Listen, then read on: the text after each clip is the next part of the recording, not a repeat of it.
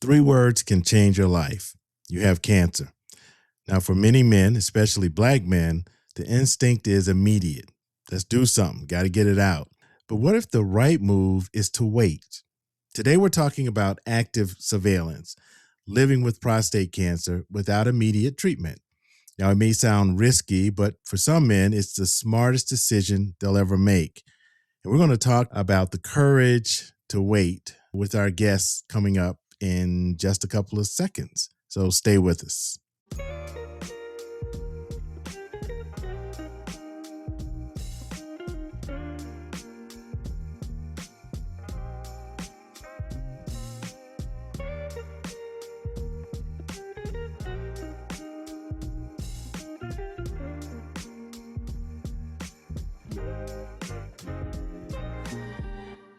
Welcome back. I'm Reggie Hicks, your host, and welcome to everyone watching on YouTube, Facebook, and LinkedIn Live, and to those listening on your favorite podcast platforms. We appreciate you being a part of our evening and our show today. Please remember, as always, to like, share, subscribe, and always engage. Now, our guest this evening is Roy S. Johnson, and he's a Pulitzer Prize finalist and commentary and a member of the National Association of Black Journalists Hall of Fame. So we got a Hall of Famer with us today. He's a columnist for the award-winning AL.com, where he writes about the issues, people, and policies shaping communities across Alabama and beyond. Now, Roy is a veteran journalist who's worked with Sports Illustrated, the New York Times, and the Atlanta Journal-Constitution, AJC.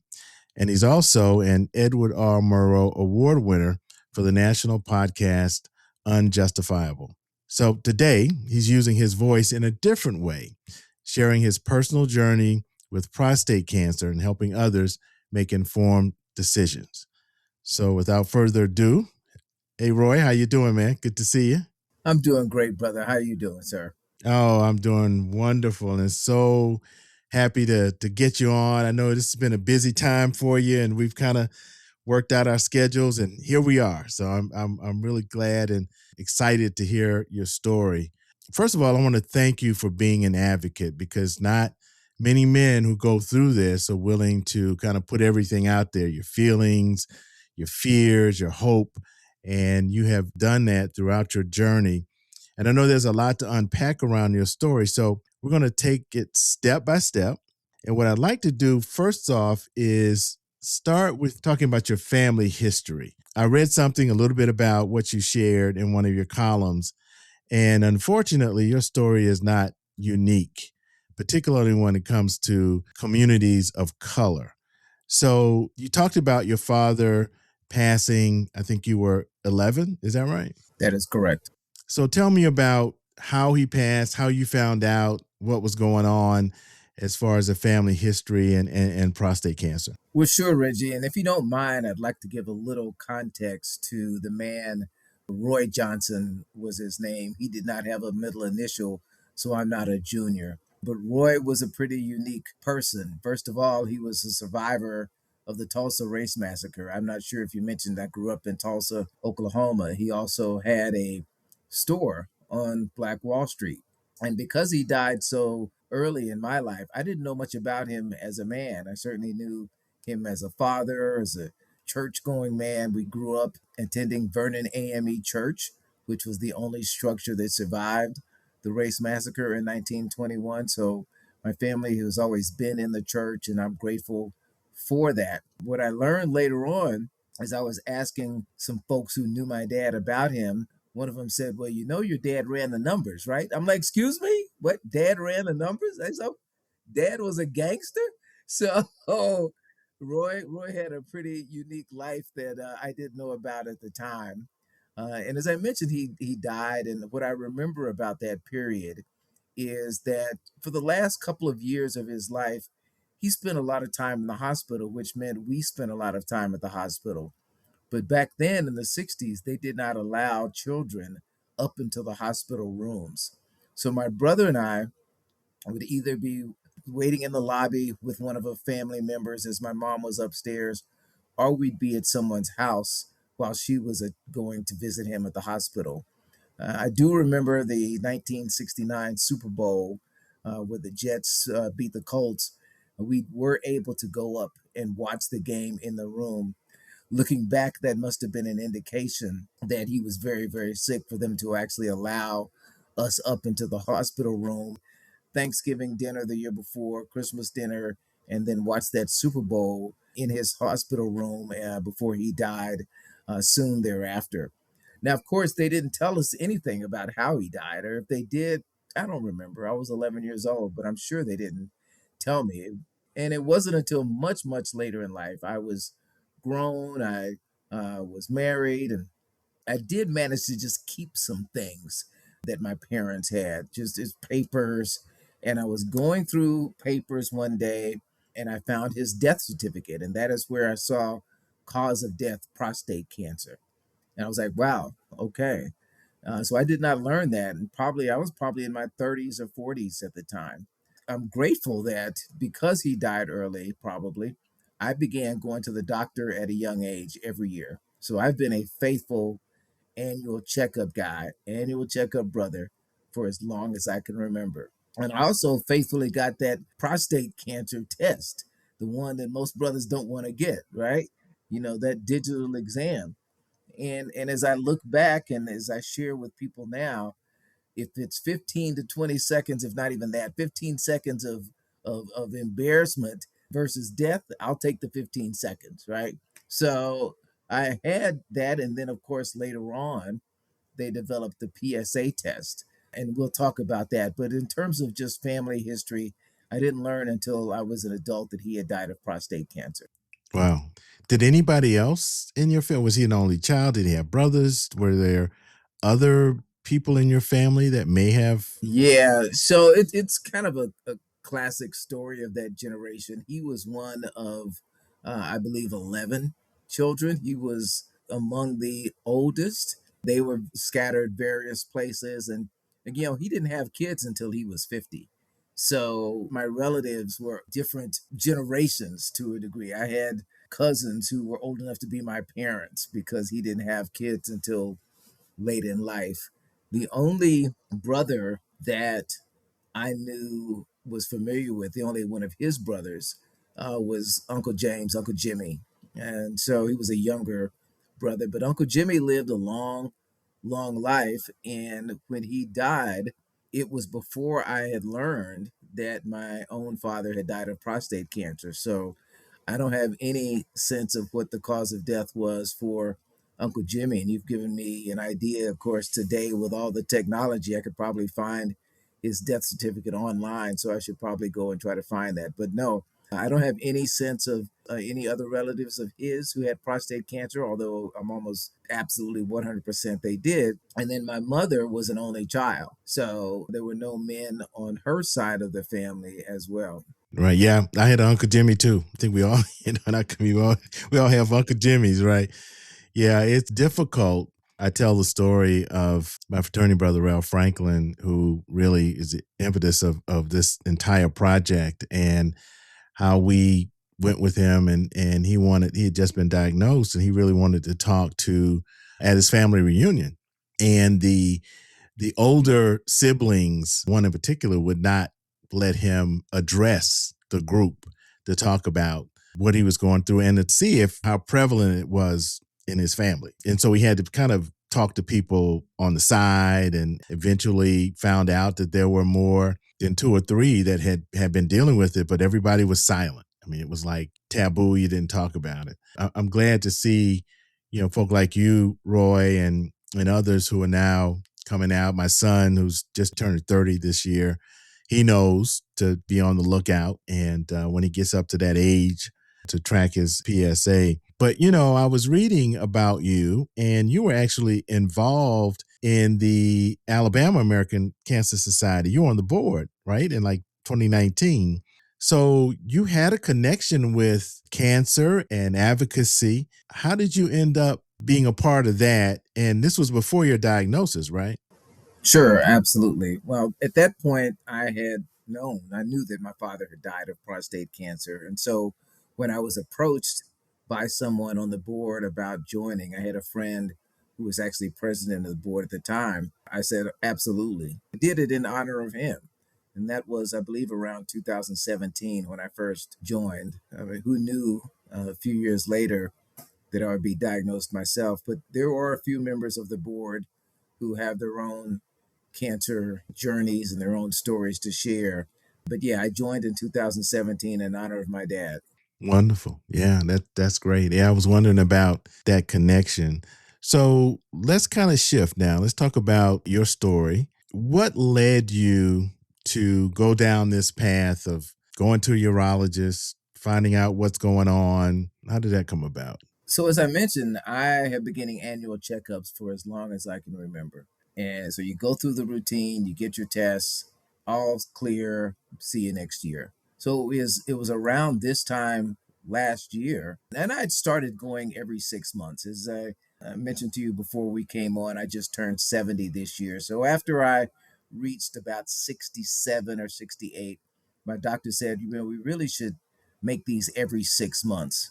So I started going every 6 months, and I was already taking the PSA blood test at the time. So, of course, you go to the doctor, you get your results on the little app, and you look at them, and then you kind of blow them off. You don't even think about it. And so last year, I went through the whole routine again, got the blood tests, all the different tests for the various things. And then you get that call. You get a call from the doctor's office, which was very unusual. And I'd been around long enough to know that when you get a call from the doctor's office, it's typically not a good thing. And it was from one of the attendants at the office. It wasn't from my doctor. And she essentially said that my PSA test was sort of giving them a red flag. There was a little bit of a spike. And so they wanted me to go to a urologist. And so that began that journey to go to a urologist. And first thing first was to get that blood test confirmed. So the urologist took their own test. We sat down and just really early stages, trying not to panic, trying not to get too far ahead of myself. I pride myself on trying to live in the present, and it certainly gets challenged when you're potentially facing something like cancer. But we had our first appointment, had a conversation, had the two tests once again, and then began, which is probably the worst part of all of this, was the waiting. So I got the PSA test and had to wait for the result for it to be confirmed, and it was confirmed. And my numbers, I've shared them in my columns. I've written what I call my cancer chronicles, and if you Google Roy S. Johnson and the Cancer Chronicles, you'll find all of the columns I've written on it. My PSA was steady around 3.5 for most of the years. And for someone my age, that was pretty normal. And so it didn't raise any red flags. And then it had spiked up to 4. And when I went to the urologist, he said, well, 4 is not atypical for someone 70, but at the time I was 69. So they said, well, we can't give you that grace because you're not yet 70. So let's continue to find out where we are. And so his test confirmed it, came back 4.2, 4.3. And so he said, well, now let's have the biopsy. So, of course, that triggered another several weeks of waiting for an appointment because I wanted the biopsy the next day. It's like, can we go do this now? So just do it now. So we finally, after a couple of weeks, had the biopsy. And then what do you have to do again? Wait. You have to wait for the results.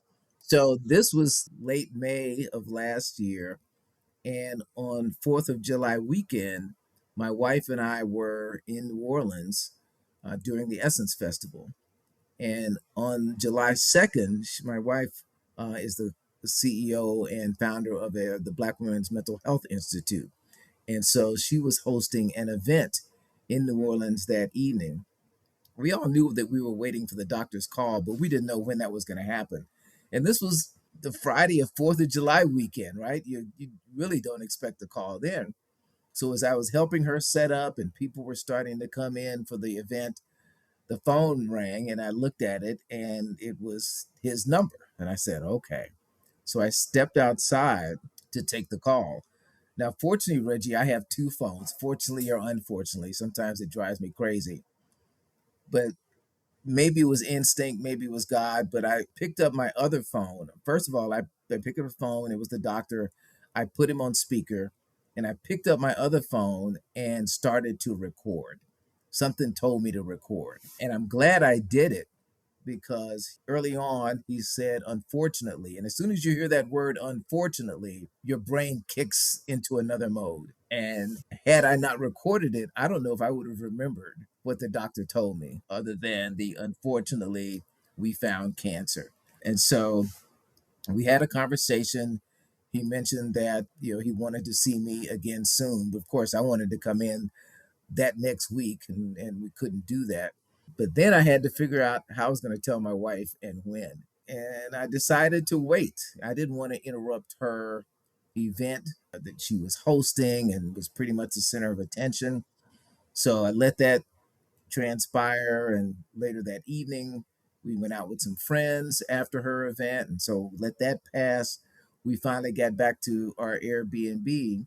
And, I told her that the doctor called, because I hadn't even told her that the doctor called. Told her that the doctor called and what he had said. And Reggie, if the cancer wasn't going to kill me, she might have right then, because she said, "Why didn't you tell me? Why'd you tell me? Right. Yeah. Why didn't you tell me?" So I said, because I didn't want to interrupt your event, but she understood eventually. And of course, we had an emotional night as we talked about that, but I'll always remember where I was. Just as anybody who's been diagnosed with cancer will probably remember where they were when they heard the word cancer and their name in the same sentence. Yeah, and I always tell the story that for me, I was in a exam room with the urologist when he came in, and we filmed it. So he actually had it in one of our openings, and the little piece where he says, you have prostate cancer. But my wife was there. But interestingly enough, I saw him with a big old bundle of information under his arm. So I knew then that meant he had all of the different treatment options and information. Normally, if it's a normal PSA, and he didn't call me in to tell me, it was just kind of like the reveal, right? It's like it could be fine. But when I saw that, I had about 10 seconds or so to kind of get prepared. And to your point, it's a good thing I had it on tape, because for me, once he said that, I tell people it's like the teacher in the Peanuts cartoon where all he goes blah blah blah, but that's all I heard, blah blah blah blah blah. Wow, wow, wow, wow, wow, wow. Yeah, right. I was like, I could not tell you. I didn't really know. I didn't process it until I went back and I was able to watch it, and I was like, oh wow, I could see that my wife was visibly upset, and I didn't remember a whole lot of what happened in the room. But to your point, you do remember the when, the time, maybe what happened prior. The good thing is that you didn't find out in your My Chart portal, which sometimes they have things in that, and you see certain things and you go, okay, what does that mean? But it's a good thing that your doc said, here's what we found.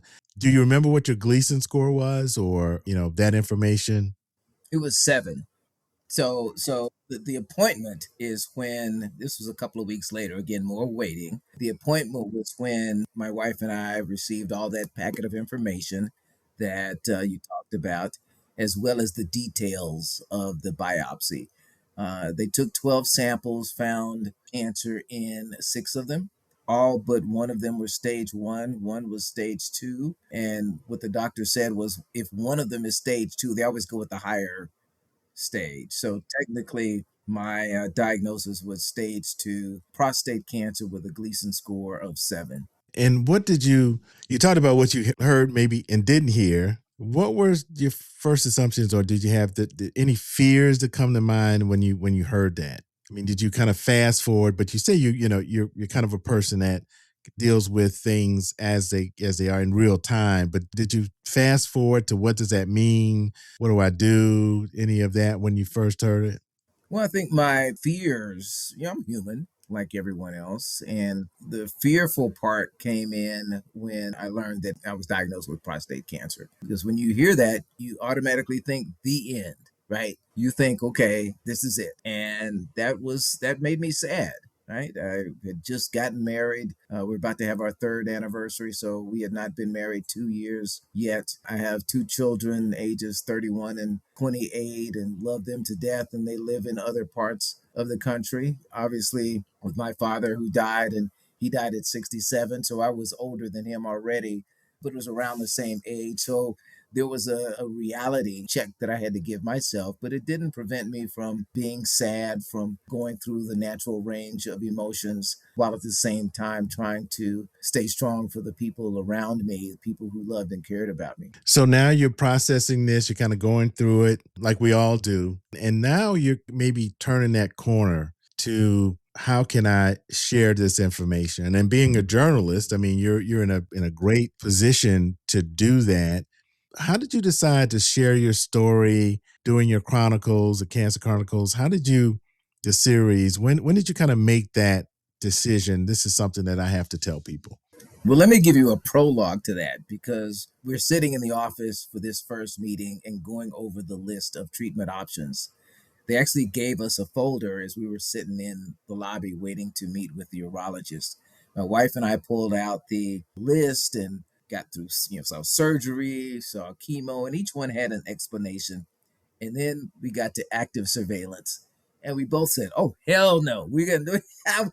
And we took a pen and we scratched it out. We're not doing that.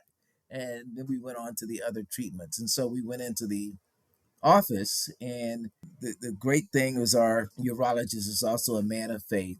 And so that was comforting. My daughter was on FaceTime. My son was working, so he wasn't able to be on. So she's in California. She was on FaceTime. And he kind of walked us through all of the options and basically shared the side effects of each. But the thing that he shared mostly was just relax, that this is a slow moving cancer.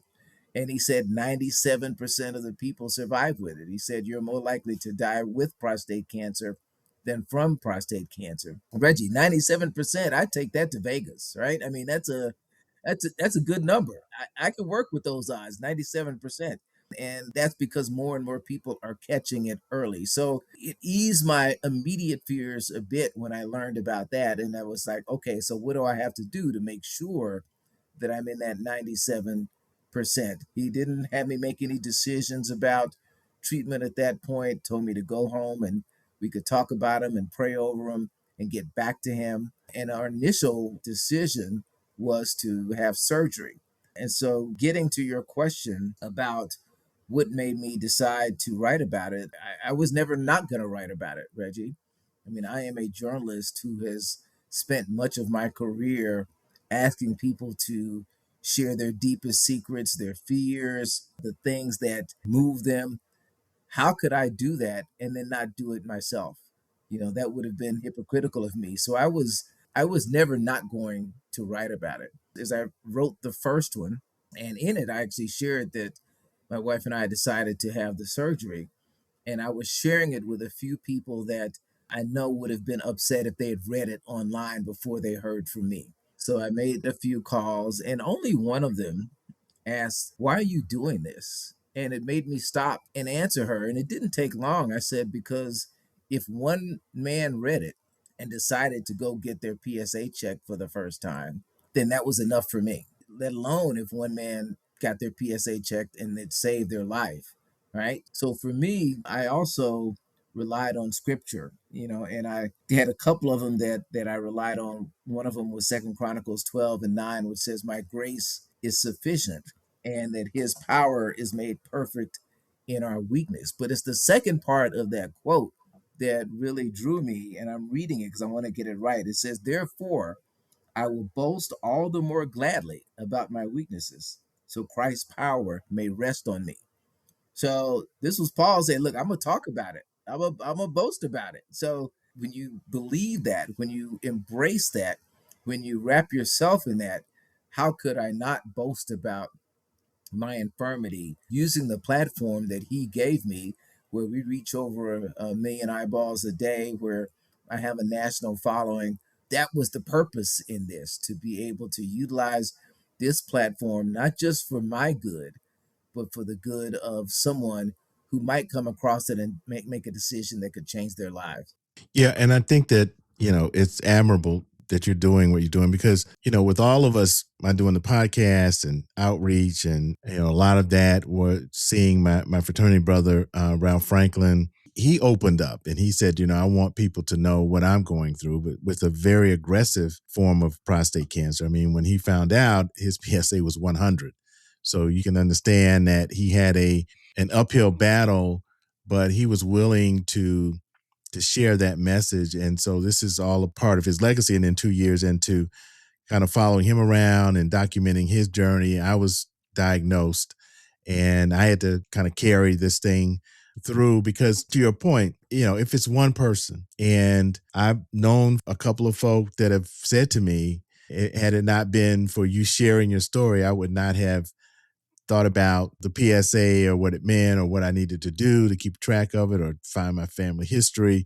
I had a cousin of mine, and her husband was pretty stubborn, but she made him go. And because we are linked, right, by blood, he's like, it could be in the family. It's in the family. And come to find out that he did have prostate cancer and got it treated. And I'm not saying that to brag or anything. It's just that everybody can do a little something to help get this message out. And to your point, interestingly enough, I went to research because I was diagnosed years ago, right? 12 years ago. And you said that for you, active surveillance, you were like, I'm scratching that one out. And then I realized in my research that active surveillance is really like now the number one treatment option for men with particularly slow growing prostate cancer. I guess in a sense I did too, because my first inclination was to do something, and things happen. And again, you talk about faith. And I really think the Lord has his hands in guiding me through this process to where I literally waited almost a year while I went out to chronicle all the different treatment options that were available to me, and to add that into what I was doing. And eventually I ended up having surgery. But again, it seems to me your faith played a really strong role in your being able to say, this active surveillance thing I'm going to do. How was it explained to you when you said, did you tell your doctor, I think I'm going to kind of wait this thing out and let's monitor it and see what happens? Well, first, Reggie, I want to say don't ever, ever again apologize for boasting about your journey, because every time you talk about it, it may save someone's life. Like you, I'm humbled when men I don't know walk up to me and say, because of you, I've gotten a test, or because of you, I'm getting my father is getting a test. That happens almost every time I go into any crowd, whether it's at church on Sunday, whether it is at a convention. When I recently returned from the Black Alumni Summit at Stanford, something we do every 2 years, at least 5 or 6 brothers, some of whom I did not know, came up to me and said, "Thank you. I've been reading your stuff. How are you?" And I got mine tested. Women came up to me and said, "Yeah, my husband got tested because of what you wrote." People I did not know were even reading my column. So, yeah, don't ever apologize for that, because every time you do this, you're likely moving someone in the direction of saving their lives. And particularly among us, and I'm sure you say it every show, we know that 1 in 8 men will get prostate cancer, but 1 in 6 of us. Reggie, I believe that's a number we can change, if nothing else, because we can get more and more men to get tested and get tested early. I think that there's no reason for us to die at a higher rate other than the fact that we discover it later, because we tend to not go to the doctor. So if we can get our young men as early as 40 now to begin to get that PSA test so they have a baseline from which to work, we can certainly save lives over the next 10 or 20 years. And so let's talk about my process of getting towards active surveillance. I have a couple of friends. Of course, when you go through something like this, you always want more than one opinion. As much as I respected my urologist, I shared with him that I wanted to speak with others as well, and one of whom happened to be a longtime friend who was a urologist in New York. So I shared with him what was going on, and at that point, he shared with me. Now, I have not seen him in 12 years or so. We'd stayed in touch via text, but he shared with me that he had been diagnosed with prostate cancer 8 years before and had had the surgery and was fine. So, to allay my fears, he shared that with me.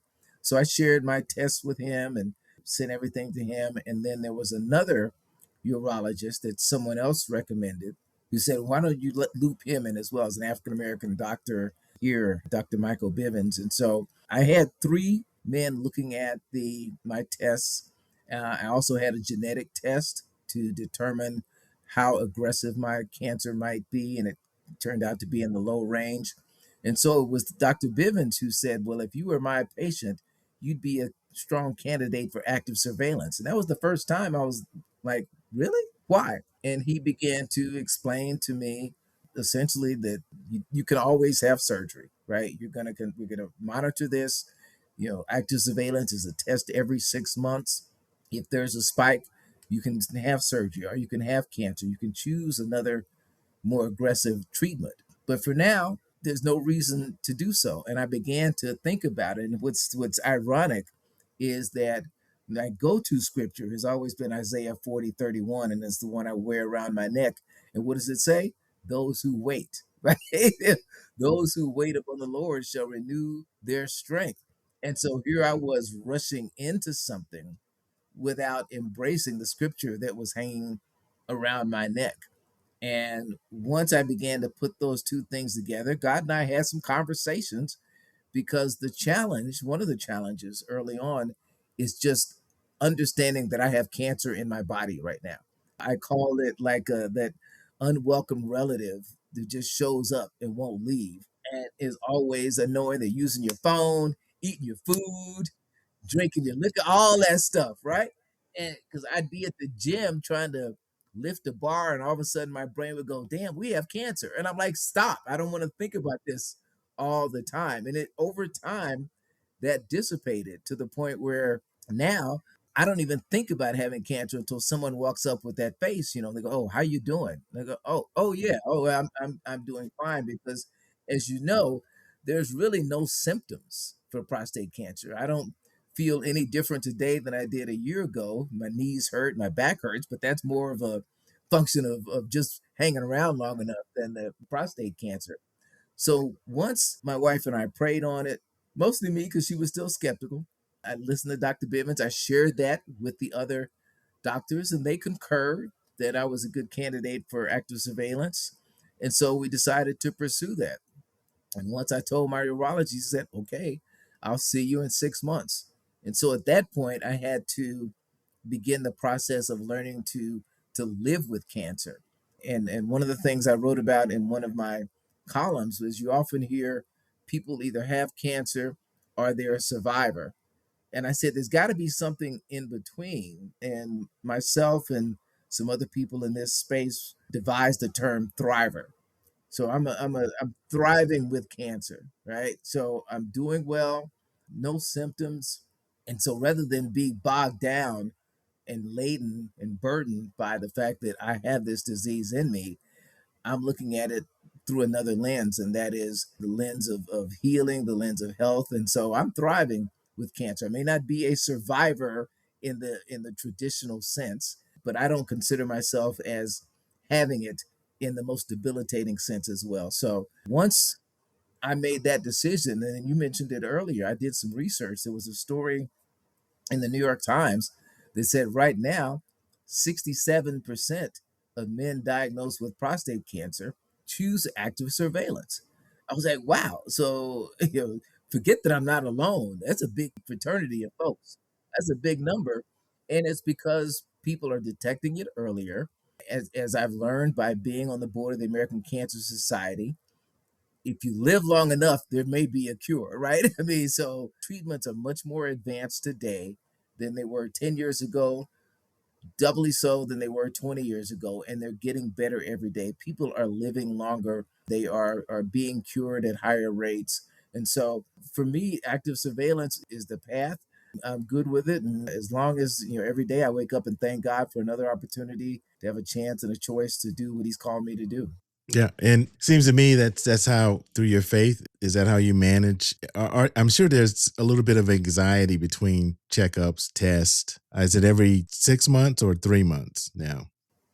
So I've had two, if I had two, I think I've had two 6 month test, let me think, let me do my math, right? So I think it was in August. So it was in August when I finally told my doctor that I wanted to do active surveillance. All right. So that was August. So 6 months later was February when I had my first test. And so, yeah, I mean, there's anxiety as you wait, but I'm used to that waiting at this point, and I'm comfortable with whatever transpires. I know that I'm in his hands, and I know that I have thousands of people who are praying for me, and I certainly believe in the power of prayer.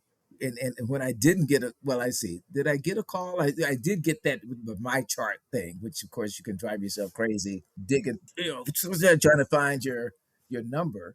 So where I'll say is before I went to my urologist, I had my checkup with my primary physician, and he wanted to take a PSA test. And when his came through on my chart, it was down to 3.5. I was like, wait a minute, how did my PSA went down? I'm like, okay, okay, okay, God, we're doing it here. And then I had the 6 month test with my urologist and basically confirmed it. It was down to like 3.2, something like that. And you pick up the phone if it's the nurse on the other end, it's probably good news, right?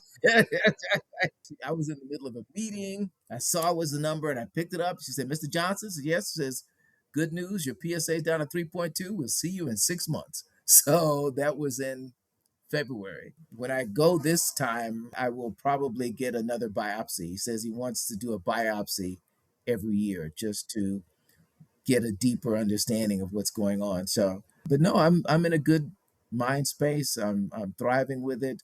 I'm excited about having the opportunity to talk about it and share it. Just came back from Napa Valley, was with a longtime friend who told me of her experience with cancer. And it was a very unique cancer. And I'll probably write about that. I mean, so now everybody wants to share their story with me, and I'm perfectly fine with that. So, what would you say to a brother who hears cancer and immediately thinks, "I got to get it out of me now"? Because I went through that. You went through. I think we all kind of go through that until we take a breath and pray and kind of look around and go, "Okay, so what's next?" So, what would you say based on what you've had to go through? Do your research. There's a lot of terms that get thrown at you, Gleason scores, etc. So take a minute to the extent that you can understand where you are and what's going on inside your body. Ask for a genetic test. If necessary, ask for an MRI to get a deeper look. And of course, depends on what your score is. Your brother who had 100, he probably may not have had active surveillance as an option at that point. If you're score, again, I was at 4. So if you're at that range, then it's something to think about. And at the time, again, I did not know about the 97%.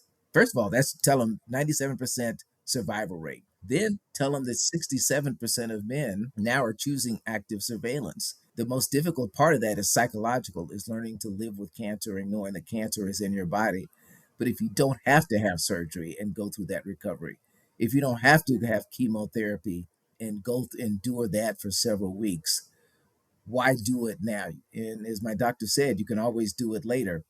Of course, there's a risk. There's a risk that it could spread. That's a risk in the conversation that God and I had, my wife and I had, that we were acceptable. We were okay with living with that level of risk based on the information I had, based on the conversations I've had with my doctors, and just what I'm hearing from God is just continue to wait, and He will renew my strength. So I would just tell them to rely on their research, their doctors, their faith at whatever level it is, those people who love them, and make the best decision for them. It might be surgery, it might be chemo, but don't dismiss active surveillance without really giving it a real opportunity to come to fruition. Yeah, and to your point, I mean, what's out there now for as far as really surveilling this with PSMA test, where they used to have to do a full bone scan. You don't have to really do that anymore. You can take this test and they, put the stuff in your arm and go into the MRI and they can kind of see if there's any PSA anywhere in your body.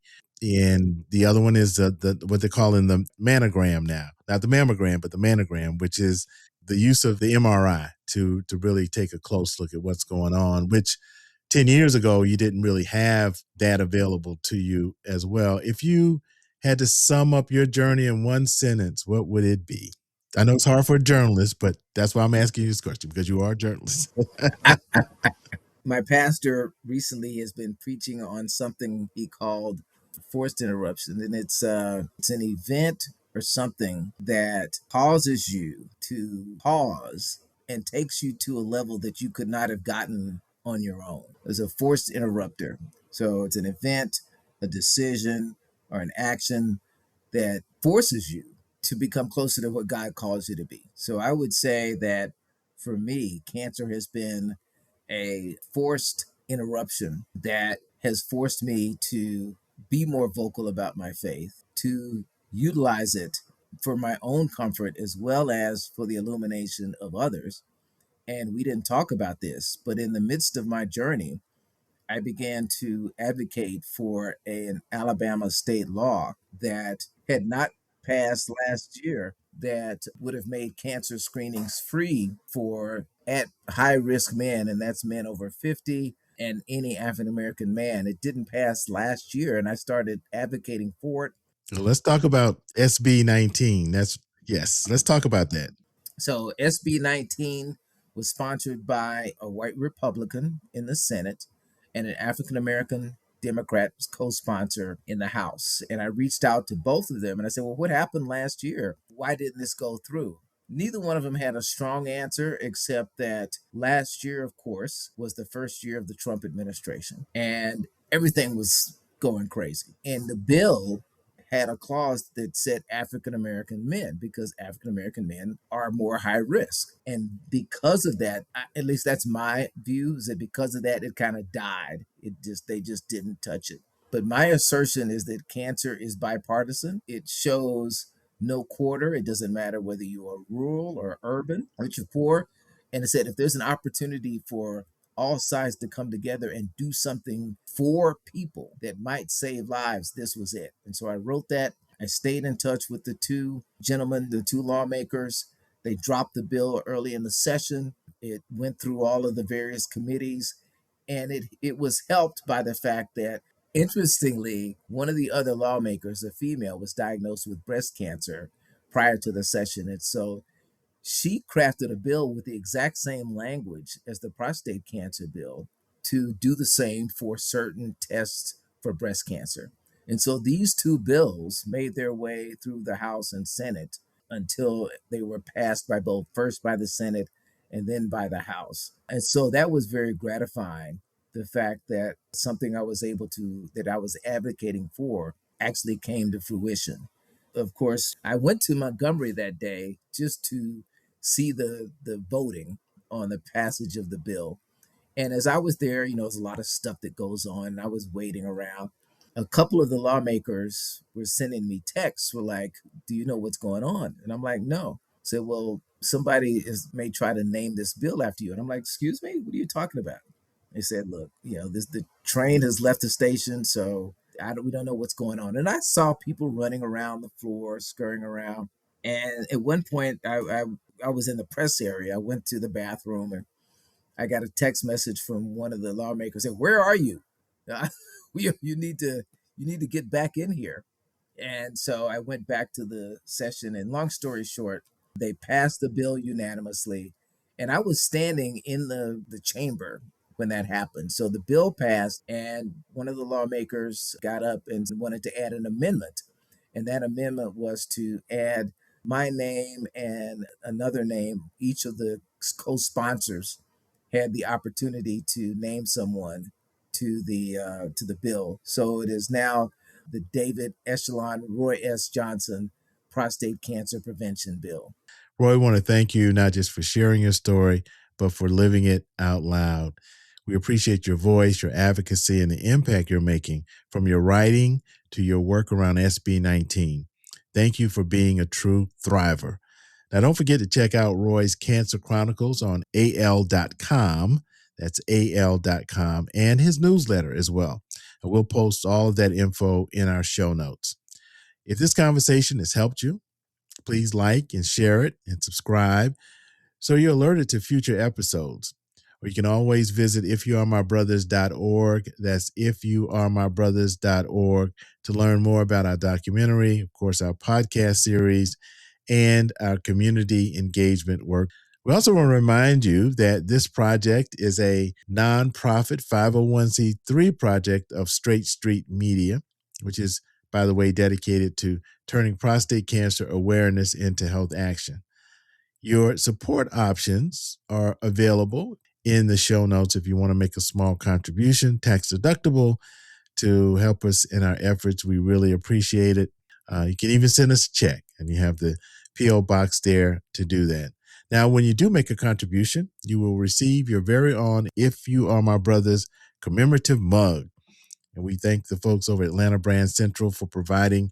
Also, we want to give thanks to producer Danny Garcia Pozo, and of course, Zach Reynolds at Borkhouse Productions for our brand new opening. Thank you for that, Zach. I want to remind you that this podcast is not a substitute for medical advice. Always talk to your healthcare provider. And one note before we leave, I've gotten a couple of folk to ask me about this particular pen. I use it on every episode.